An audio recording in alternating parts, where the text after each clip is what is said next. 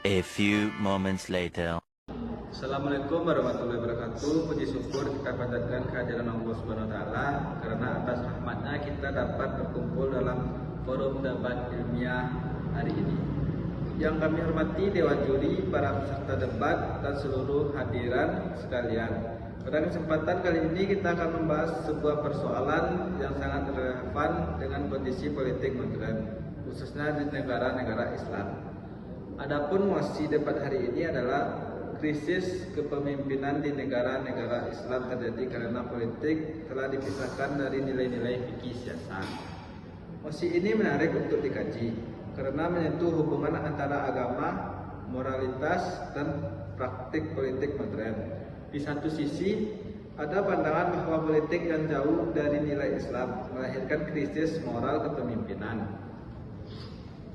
Namun di sisi lain, ada pula yang menilai bahwa krisis kepemimpinan lebih disebabkan oleh faktor sistematik seperti ekonomi, pendidikan, dan lemahnya institusi negara. Baiklah, tanpa memperpanjang waktu, kami mempersilakan pihak pro untuk menyampaikan argumen pembuka. Terima kasih kepada moderator. Assalamualaikum warahmatullahi wabarakatuh. Kami dari pihak pro menyatakan setuju terhadap mosi bahwa krisis kepemimpinan di negara-negara Islam terjadi karena politik telah dipisahkan dari nilai-nilai fikih siasat. Hadirin sekalian, fikih siasat pada dasarnya merupakan konsep tata kelola pemerintahan dalam Islam yang berlandaskan nilai keadilan, amanah, musyawarah, tanggung jawab, serta kemaslahatan umat. Namun, realitas yang kita lihat dari hari ini justru sebaliknya. Politik modern di banyak negara Islam telah kehilangan orientasi moral. Politik tidak lagi dipandang sebagai amanah untuk melayani rakyat, melainkan alat untuk mempertahankan kekuasaan dan kepentingan kelompok. Akibatnya kita menyaksikan maraknya korupsi, nepotisme, penyalahgunaan jabatan, manipulasi hukum, serta hilangnya kepercayaan masyarakat terhadap kepemimpinan. Semua itu muncul karena nilai-nilai fikih siasat telah dipisahkan dari praktik politik. Baik, pihak pro menegaskan bahwa krisis kepemimpinan muncul akibat hilangnya moralitas politik yang diajarkan dalam fikih siasat. Kini kami persilakan pihak kontra untuk menyampaikan argumen pembuka. Baik, terima kasih moderator. Assalamualaikum warahmatullahi wabarakatuh. Kami dari pihak kontra menolak mosi tersebut. Menurut kami, krisis kepemimpinan di negara-negara Islam tidak bisa disederhanakan hanya karena politik dipisahkan dari fikih siasat. Permasalahan negara modern jauh lebih kompleks. Krisis kepemimpinan lebih banyak dipengaruhi oleh lemahnya sistem hukum, rendahnya pendidikan politik masyarakat, ketimpangan ekonomi, budaya korupsi, konflik kepentingan global, serta lemahnya pengawasan terhadap kekuasaan. Selain itu, sejarah menunjukkan bahwa tidak semua negara atau pemimpin yang menggunakan simbol agama berhasil menciptakan pemerintahan yang adil. Bahkan ada negara yang mengatasnamakan agama tetapi tetap mengalami otoritarisme, pembatasan kebebasan rakyat, diskriminasi, dan pelanggaran hak asasi manusia. Karena itu kami menilai bahwa akar masalahnya bukan pemisahan politik dari fikih siasat, tetapi lemahnya tata kelola pemerintahan. Baik, pihak kontra menilai bahwa faktor sistem dan kelembagaan negara lebih dominan dibanding persoalan pemisahan politik dari nilai agama. Kini kami persilakan pihak pro untuk memperdalam argumennya. Terima kasih kepada moderator. Pihak kontra memang menyebutkan pentingnya sistem. Namun kami ingin menegaskan bahwa sistem tidak akan berjalan baik tanpa moralitas. Sehebat apapun sistem yang dibuat manusia, apabila dijalankan oleh pemimpin yang tidak memiliki amanah dan rasa tanggung jawab, maka sistem tersebut akan rusak. Banyak negara memiliki undang-undang, lembaga anti korupsi, pengadilan, bahkan teknologi pengawasan modern. Namun korupsi tetap terjadi. Mengapa? Karena akar persoalannya adalah krisis moral pemimpin. Dalam fikih siasah, seorang pemimpin bukan hanya takut pada hukum negara, tetapi juga memiliki kesadaran spiritual bahwa kekuasaan akan dipertanggungjawabkan di hadapan Allah Subhanahu wa taala. Nilai inilah yang hilang dalam politik modern. Ketika politik dipisahkan dan nilai spiritual dan moral, maka jabatan berubah menjadi alat mencari keuntungan pribadi. Baik, pihak pro menekankan bahwa moralitas dan kesadaran spiritual merupakan inti dari kepemimpinan menurut fikih siasah. Kini kami persilakan pihak kontra untuk memberikan tanggapan. Terima kasih moderator. Kami tidak menolak pentingnya moral, namun pihak pro terlalu menjadikan fikih siasah sebagai solusi utama seolah semua masalah negara akan selesai jika politik dihubungkan dengan agama. Faktanya, banyak negara maju yang tidak menerapkan sistem politik berbasis agama, tetapi mampu menciptakan pemerintahan bersih, kesejahteraan masyarakat, penegakan hukum yang baik, dan stabilitas politik. Hari ini menunjukkan bahwa keberhasilan negara lebih ditentukan oleh kualitas institusi, transparansi, pendidikan, budaya, disiplin, dan pengawasan terhadap kekuasaan. Selain itu, penggunaan agama dalam politik juga berbahaya jika disalahgunakan. Kita sering melihat elit politik menggunakan agama untuk mendapatkan dukungan rakyat, tetapi setelah memperoleh kekuasaan mereka justru melakukan korupsi dan manipulasi.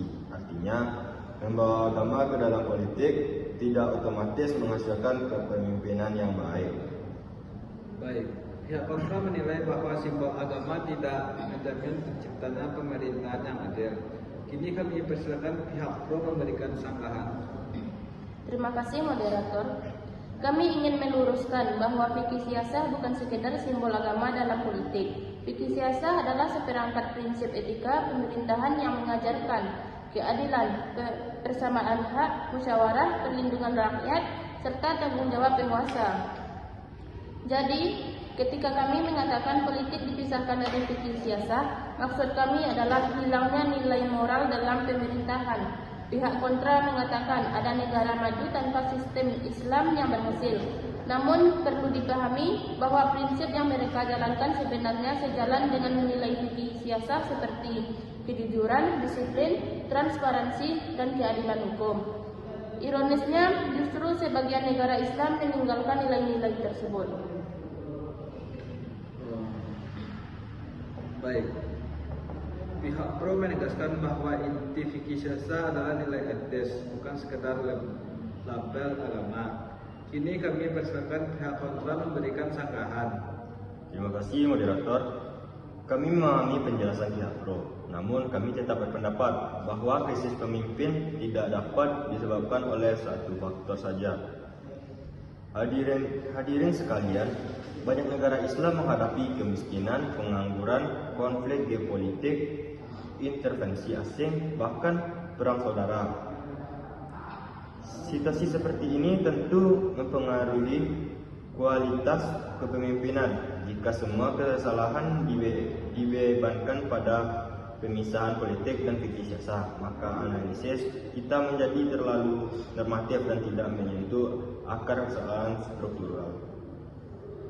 Kami juga ingin menegaskan bahwa negara modern membutuhkan kebijakan ekonomi, teknologi, diplomasi internasional, dan manajemen pemerintahan yang profesional. Semua itu tidak cukup hanya diselesaikan dengan pendekatan moral agama. Baik, pihak kontra menekankan bahwa persoalan negara modern sangat kompleks dan membutuhkan pendekatan multidisipliner.